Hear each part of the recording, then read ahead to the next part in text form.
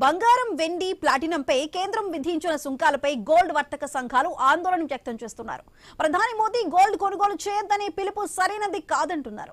ఏడాది పాటు కొనవద్దంటే వ్యాపారస్తులు వాటి మీద ఆధారపడే కార్మికులకు ఉపాధి కోల్పోతుందంటున్నారు. కేంద్రం నిర్ణయంతో దేశంలో గోల్డ్ స్మగ్లింగ్ పెరిగిపోతుందని తెలిపారు.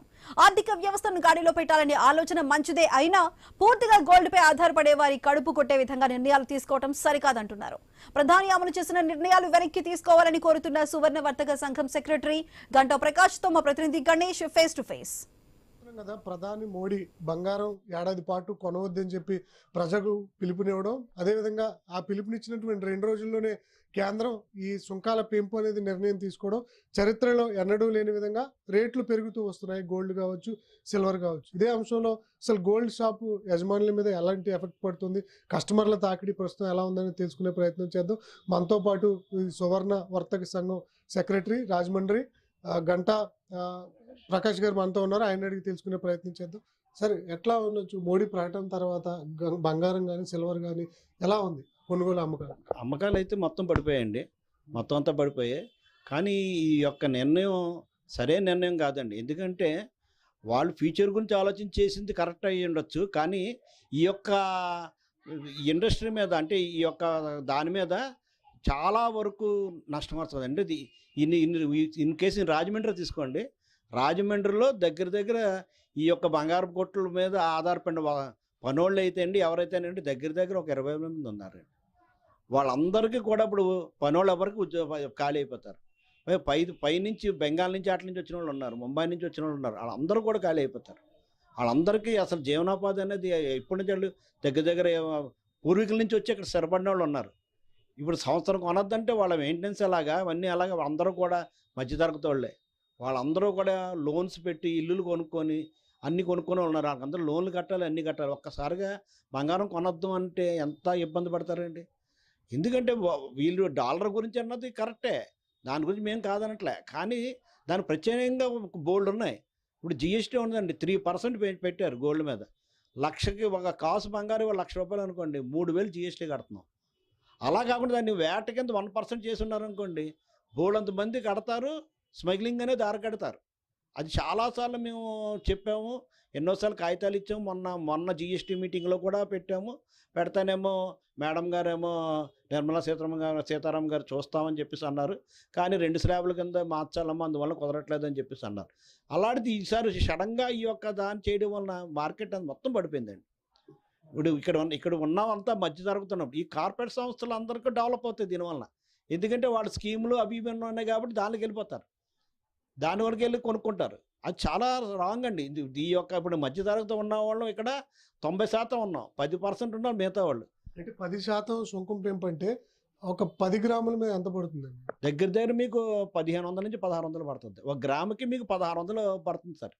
చాలా ఎక్కువ మాట అండి, ఒక గ్రాముకి అంత పడుతుందంటే. ఎందుకంటే ఇన్పుట్ ముందు ఉండేది మీకు 4%, 6% పెంచేశారు. దగ్గర 850 నుంచి ₹1,000 పైన గ్రాముకు పడిపోతుందండి.